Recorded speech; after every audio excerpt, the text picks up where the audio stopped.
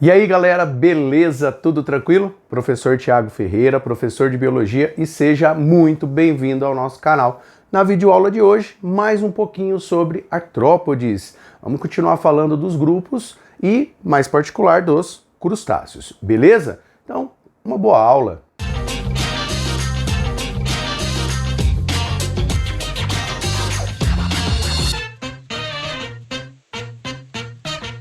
Bom, galerinha, vou começar essa nossa aulinha então fazendo uma abordagem sobre os principais representantes dentro do grupo dos crustáceos, tá? Eu coloquei aqui nesse canto, né, alguns deles, né, e a maioria são assim de conhecimento, são aqueles que estão mais próximos, né, do nosso cotidiano, tá? A lagosta, o caranguejo, o camarão, o siri. A gente tem também o crio, que nós vamos falar um pouquinho a respeito dele também, e o tatuzinho de jardim.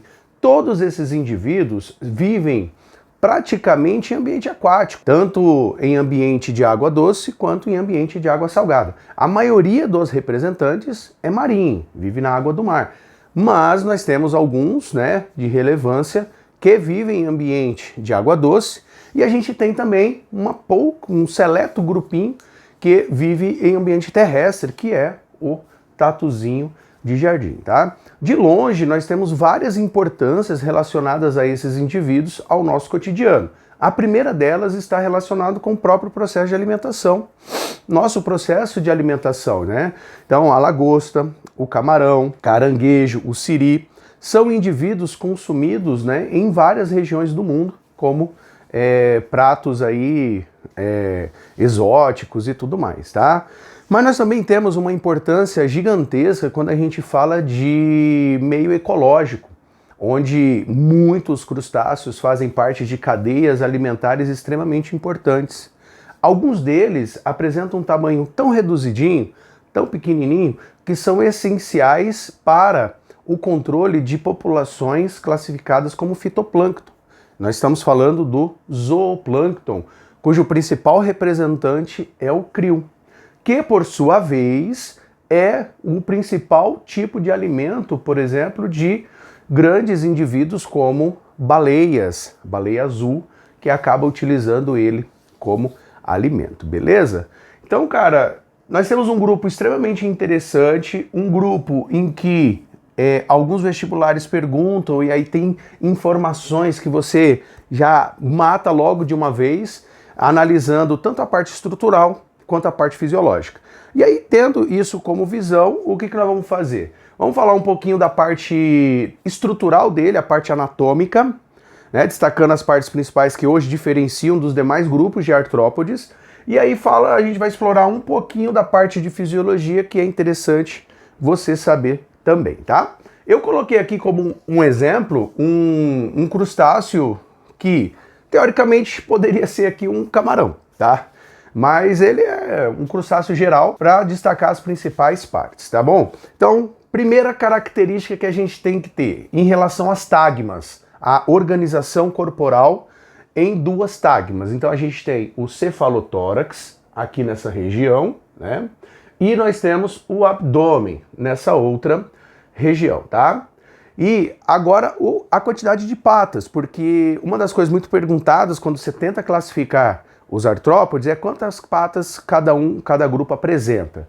E aqui, pessoas, olha, eu fiz o camarão, mas ele tem aqui algumas variedades que fogem um pouco esse padrão de patas, no sentido de que apresentam uma quantidade até maior do que a gente costuma falar. Então, em um crustáceo, você vai colocar assim, ó, eles possuem, no mínimo, 5 pares de patas, beleza? 5 de um lado, 5 do outro. E essas patas, na qual eu estou me referindo, 5, no mínimo 5, estão associadas ao cefalotórax. Essas patas seriam as patas principais, que nem todos os representantes do grupo apresentam as demais, mas sim essas daqui, tá? Então, pegando o nosso exemplar, esses 5 pares de pata, eles vão ter uma função extremamente importante, que é caminhar no substrato, certo? Essas patas, nesse grupinho, são chamadas de periópodes, e a função é caminhar. Mas eles também apresentam um conjunto de patas na região abdominal. E essas patinhas, que já recebem um nome diferente, chamada de pleópodes ou pleópodos, tá? Tem também uma função de caminhar, mas também vai ter um papel interessante em nadar, né? Se precisar nadar, fazer o deslocamento através da natação, eles fazem. Alguns utilizam até essas patinhas aqui para a manipulação de alimento, de situações do substrato, de ova, tá? Então eles utilizam essa daqui. E na porção final do abdômen, a gente tem uma estrutura chamada de telson, que é seria um último par de patas adaptados, na qual nós temos uma que é extremamente importante para a natação, chamada de urópodes. Então nós temos 3 conjuntos de patas com funções distintas, certo? Então é interessante. Não é tão perguntado. Então o que vai ser perguntado é quantas patas no mínimo eles têm? 5 pares de patas, tá? Na região do cefalotórax, nós temos aqui, ó, um conjunto de 4 antenas. Então a gente fala que tem 2 pares de antenas. 2 anteninhas que são bem longas, que tem uma função bem interessante em relação à percepção do ambiente, e 2 anteninhas que são mais curtinhas, mais próximas do aparelho bucal, tá? Nós vamos encontrar também um conjunto de olhos compostos, com capacidade de visão e tudo mais. É interessante porque eles apresentam, eu nem coloquei aqui, vou colocar, ó. Eles apresentam uma espécie de um pedúnculozinho, de uma hastezinha que prende esse olhinho, né, na base, né, do que seria a cavidade do olho ali, e aí ele consegue fazer uma movimentação, né, para os lados e tal, e aí aumenta um pouco o campo de visão desses indivíduos, tá? Em relação ao aparelho bucal, eles apresentam a mandíbula. Eu até já destaquei aqui, eu vou comentar de novo na parte da digestão, tá?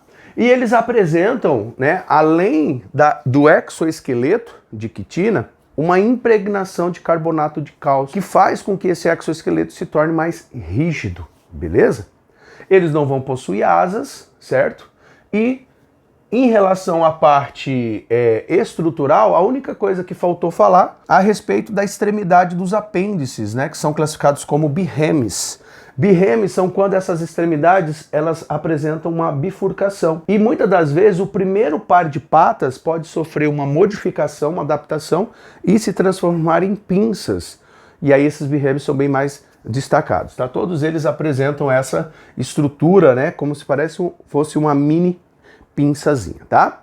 Agora vamos começar a falar um pouquinho da parte da fisiologia. Eu coloquei aqui os principais e vamos comentar um pouquinho sobre eles. A digestão, o principal é que eles são excelentes controladores do que nós chamamos de cadeias alimentares aquáticas, né? Eles são predadores, muitos deles se alimentam de outros indivíduos, animais, tá? Então, muitos deles vão se alimentar do fitoplâncton, mas enfim, o que é geral entre todos é que eles são mandibulados. Então eu tenho uma estrutura que vai servir para ajudar na mastigação daquilo que ele estiver se alimentando, tá? Na respiração, 100% deles apresenta respiração branquial, inclusive o amiguinho aqui, ó, o tatuzinho de jardim, que é o indivíduo terrestre. Ele vai depender de uma umidade relacionada ao ambiente em que ele se encontra, tá? A respiração é branquial. A circulação, como nos demais, é uma circulação aberta. Eu tenho ali, né, um líquido que é a hemolinfa circulando por dentro dos vasos. Em um dado momento, esse líquido sai desses vasos e aí depois ele retorna para a circulação através de umas aberturas chamadas de ósteos. A hemolinfa, ela vai apresentar um pigmento chamado de hemocianina, que diferentemente dos insetos, né, apresenta ali um pigmento respiratório, né, fazendo o transporte do oxigênio, tá? Lá em cima, um pouquinho sobre a parte de excreção. Esses indivíduos apresentam uma estrutura chamada de glândulas antenais, ou também glândulas verdes. Elas ficam próximas à base da antena. Elas têm poros excretores que vão terminar em uma bolsa. Essa bolsinha, então, tem uma extensão que entra em contato com a cavidade celomática. Dali vão estar recolhendo as excretas, enchendo essa bolsinha e aos poucos vai liberando para o ambiente. A principal excreta nitrogenada aqui é a amônia, tá? Que é uma excreta típica de indivíduos que vivem no ambiente aquático. Então, glândulas antenais, muito perguntado em prova, beleza? Bom, galerinha, falando de reprodução, nós temos aqui indivíduos que são dioicos, tá? Eu tenho macho, tem fêmea. A fêmea, ela vai lançar os óvulos numa espécie de um canal chamado de oviduto, né? E aí ela vai liberar para o ambiente. O macho, então, vai lançar os espermatozoides próximo a ela. E ela vai reter ali naquela região o encontro desses gametas e ali, então, vai formar, né, uma espécie de ovo com uma estrutura pegajosa que se gruda ali no substrato ou ela mesmo protege aqui por um tempo, tá? Em relação à formação larval, eles apresentam desenvolvimento indireto. Existem vários estágios larvais relacionados a esse processo. Eu coloquei o nome de 2 que são muito comuns, às vezes citados em provas, que é o náuplio e zoea, ou zoea, né? Pode aparecer escrito assim também. Mas ele vai passar por um estágio de metamorfose e vai gerar um indivíduo adulto, beleza? Então, tá aqui a parte de reprodução, fechou? Bom, galerinha, então o que eu tinha para falar para vocês hoje sobre crustáceos tá aqui, certo? Então, se esse vídeo te agradou, atendeu às suas expectativas, dá aquele like. Se você chegou aqui agora, se você puder se inscrever no canal, se você puder compartilhar esse material para ajudar também outras pessoas, eu vou ficar muito grato. Se você quiser me seguir nas redes sociais, tem aqui meu Facebook, meu Instagram, onde eu geralmente posto alguns materiais, a gente pode trocar um papo aí um pouco mais próximo em relação à biologia, certo? Então, de coração, muito obrigado pela sua presença, bons estudos e fui!